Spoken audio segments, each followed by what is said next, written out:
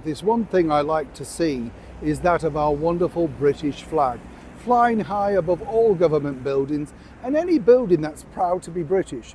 I say this about anybody's national flag around the world. It's all about whether you should be proud or not, whether you're proud about what your country's heritage is, the history, all of that sort of stuff. Why hide away? You know, it's a symbol of what your country's achieved. I'm fascinated by that and look at other people's flags and think, oh, that's nice or whatever. And it's lovely to see when you go to other countries, the flag flying. What's wrong with that? I do notice that more in America. They have a lot more patriotism. You know, they're not frightened to put their flags up. Over here, we're literally battered down if you want to wave the fact that you're British, but we will not be curtailed, let me tell you. Well, that's apart from, of course, the BBC. Now, let me explain the situation behind this particular groundbreaking story. Oh, yes. Hi, good morning. How are you? Nice to see you. Or good evening if you're going to bed. Sleep well, whatever you're doing. This will put you to sleep. What do you mean? I always do. No, honestly.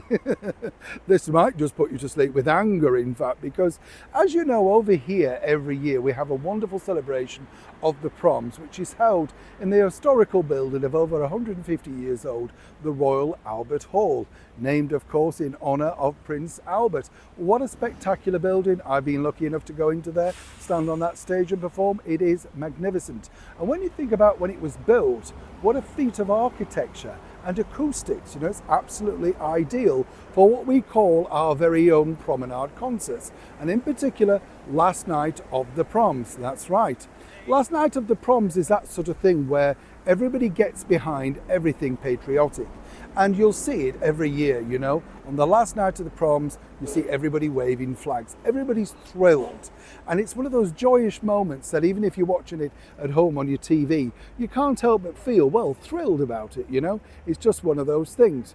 Guess what?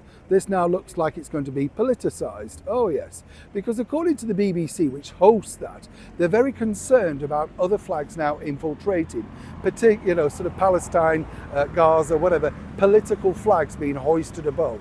Now, the problem is this. I would just quite simply say the only flag that should be flown on the last night of the Proms should be the British flag, in support of how we support other countries, and more importantly, a celebration of our heritage and our wonderful music.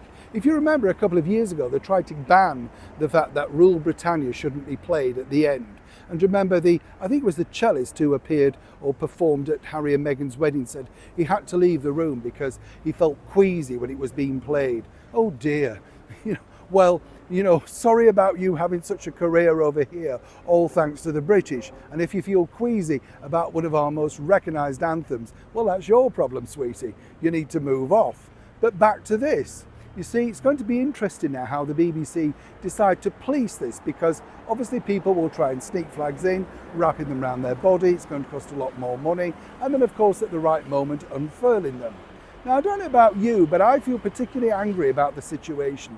Why should we not be allowed to celebrate everything that's good and great by simply waving a flag on one of our most glorious nights of the year?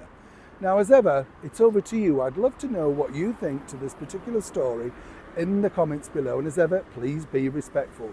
But are you proud to be British? And even if you're a visitor over here, wonderful, enjoying our great concerts, would you be proud to wave our British flag? As ever, you know my thoughts. Neil Sean in the very heart of London.